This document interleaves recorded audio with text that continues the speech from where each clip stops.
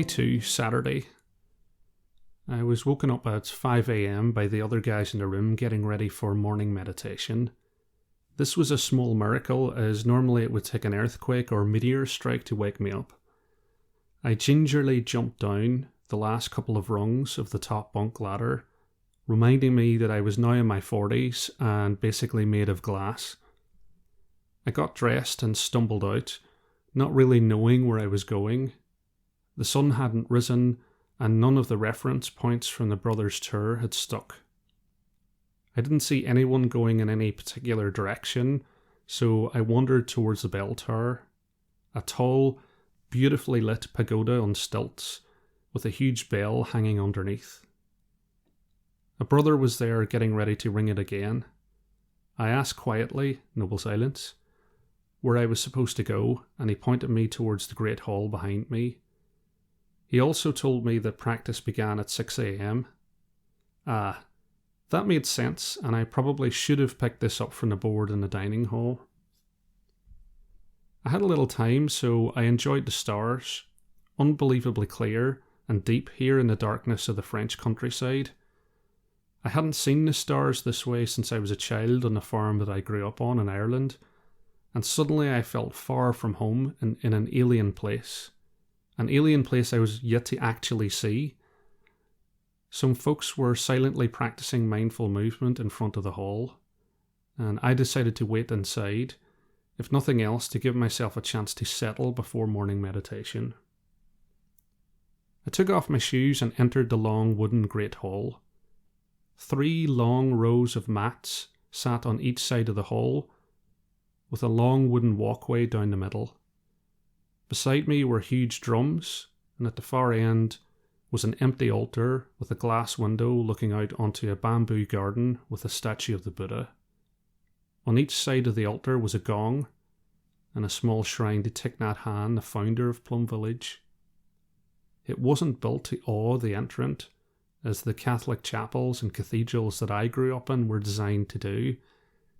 It was a simple place for creating an atmosphere of serenity and togetherness. Some people were already sitting on the mats facing the wall, so I walked up the aisle and did the same. The cushion was comfortable, and the mat had some give, allowing for a comfortable sit for an extended period of time. The other retreatants filed in and took a place, the monastics doing so in a line. They mostly wore brown robes, had shaven heads, and walked slowly, already noticeably in practice before reaching their pre-assigned mats. I was suddenly glad that I hadn't accidentally sat down in one of their places, which lined the central walkway. We practiced a calm ease guided meditation, but I found it difficult to settle. I was tired, I was anxious, and I was far from home. At 7 a.m. it was time for breakfast. Plum Village served the kind of food that met my criteria. A, there was lots of it. B, there was a choice and variety.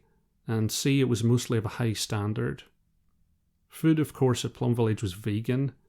Thich Nhat Hanh's 5 mindfulness trainings, a set of guidelines for living a happy, ethical life, was very clear that part of the practice was aiming to reduce the suffering that our consumption caused to other living beings. This actually includes protecting the lives of plants, which must be a challenge for designing a menu, but thankfully the 5 mindfulness trainings are a finger pointing to the moon, not a set of commandments. Breakfast involved lining up in noble silence in 3 lines. 2 for porridge, cereal and bread, and 1 for fruit. Now, I can't be arsed slicing mango first thing in the morning, so I'm very much a porridge and bread man. Slop it on the plate and let's go. I added some peanut butter and raisins to the porridge and some jam to the bread. This would be my breakfast every day I was there, and I could have tried lots of other things, but I'm a creature of habit and I like what I like.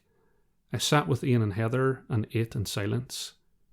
We bowed to each other and smiled, bowed to the other folk there that sat down and ate mindfully. And this means that you firstly take a moment to feel gratitude for the food in front of you. Secondly, you put down the fork and really notice each mouthful of food instead of slopping it into your face as quickly as you can, and that's mostly how I eat due to hypoglycemia. And thirdly, you look deeply, so you can choose to see the sun, the air, the rain, the earth, the hard work that went into making the bread. It's a nice experience to slow down when eating, and I really enjoy it. If you're the kind of person that doesn't love the sound of 100 men chewing, then it can take a bit of getting used to.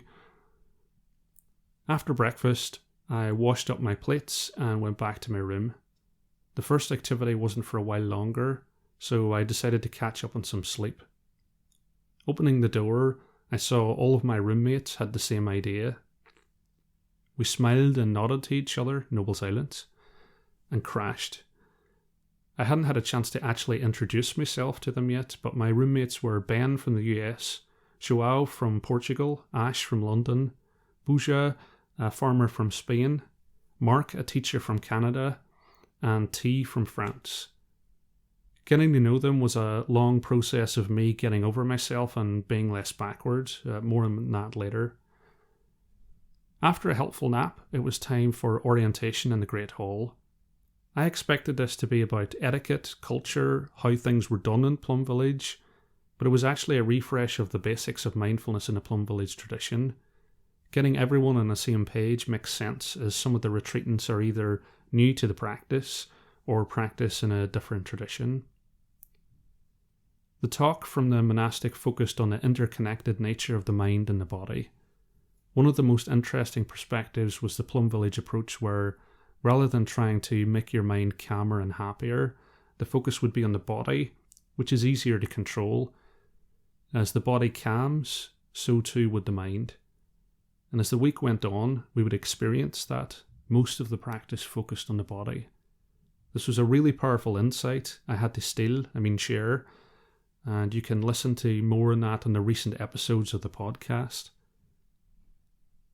To calm our brain, we can simply ask the mind to exist in the body at regular intervals, in our walking, our breathing, our eating, and our mindfulness practice will do the rest, regardless of how tough our mind is to train. And this approach does make complete sense. We all want our minds to be calmer, happier, more focused, but we get frustrated when we try to force it.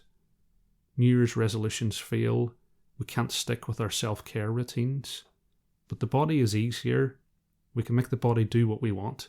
It's less likely to rebel, and it feeds into our state of mind. If your body is rebelling and doing what it wants rather than following instructions, either have a chat with your doctor or employ the services of a reputable exorcist. I had known a couple of people going to Plum Village at the same time as me, but through activities and sharing the room, I was getting a chance to meet a lot of people.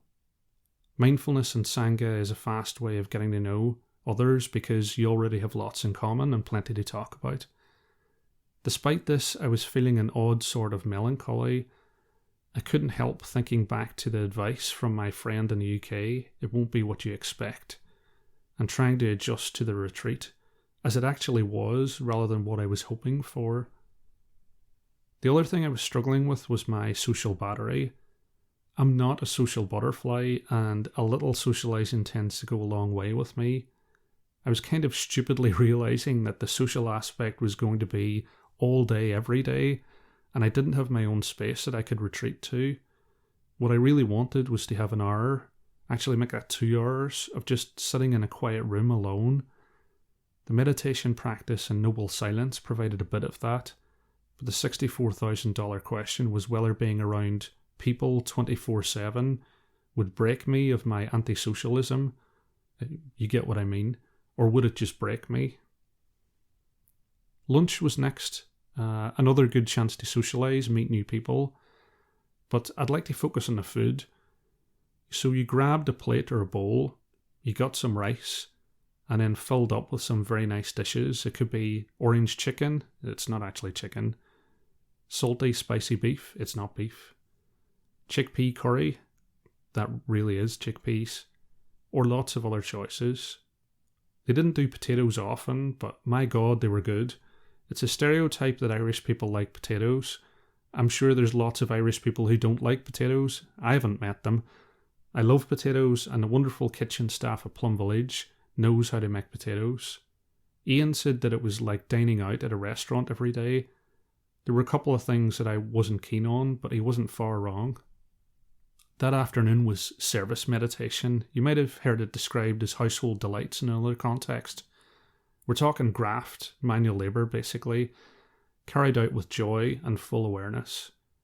I have a love-hate relationship with manual labour. I love telling people that I grew up on a farm. I hate actually having to do it. But we were going to get warmed up first with some Plum Village songs. Now, I love the Plum Village tradition of mindfulness. I feel like it fits with my view of how I'd like the world to be, and that was from the first exposure I had to it. Except for the songs. I knew a few people from Sangha, even kind of liked a couple of the songs, but they rubbed up against my taste in music, which had developed in the angry, nihilistic 90s. I grudgingly participated in the songs, which you can look up on YouTube, even the hand movements that go along with them. I was never going to enjoy them in the same way the Plum Village lifers seemed to. This is what they call in the storytelling business foreshadowing. My service meditation was working in the garden, nothing too stressful, just putting straw and leaves around the growing beds. I'm sure the Plum Village buy in most of their food. They are feeding 100 guys in Upper Hamlet alone. But it's nice to know that some was grown and to make the connection between what you're eating, the sun, the earth and the rain. The purpose of service meditation was to bring mindfulness to the work that you do. I was struggling to stay in the moment though. I made a mental note to use insect repellent before the next one. I was starting to relax and enjoy the time with the other folk in retreat though, everyone with their own reason for being there, each one with a different path that had taken them to the practice. I ran into one of my roommates on the way back to the room and caught up about his service meditation, which was mopping floors. I asked him how he was getting on with his experience in Plum Village. I found out that he too was struggling with the social adjustment, the lack of personal space, and a 24/7 human contact, just as I had been. It's odd how, as human beings, we think that we're the only ones suffering when the person right next to you can be struggling with exactly the same thing. We both felt better for the conversation, and I realised looking around while walking that a lot of people must be feeling the same way. Some people came in groups. Some people had already fallen into groups from their own country. I guess I was one of those people. Some wanted to have a very individual experience at Plum Village, but I suspected some people just found the experience of reaching out to people you don't know a challenge, as I did. It was a bit like being back at school again, except I wasn't a foot shorter than everyone else. Realising this common experience made it easier to go up and just start speaking to people. It was time for dinner, in silence of course, and the very light tasks I'd completed meant I was looking forward to some scran, despite my digestive tract protesting the new vegan diet. I'd been having cramps since last night, and I could understand my body's confusion and panic. I survived on a diet of mainly coffee and crisps, so the sudden switch to healthy meals with no snacks was a shock. Smiling and bowing to my brothers, I ate as mindfully as my appetite would allow. I filed into the Great Hall for my first evening meditation and my first exposure to the evening chant. The words Namo Shakyamuni Buddhaya means homage to the enlightened one of the Shakya clan, basically bigging up the Buddha. But those words don't convey the power of 100 retreatants and brothers singing and the words reverberating around the hall.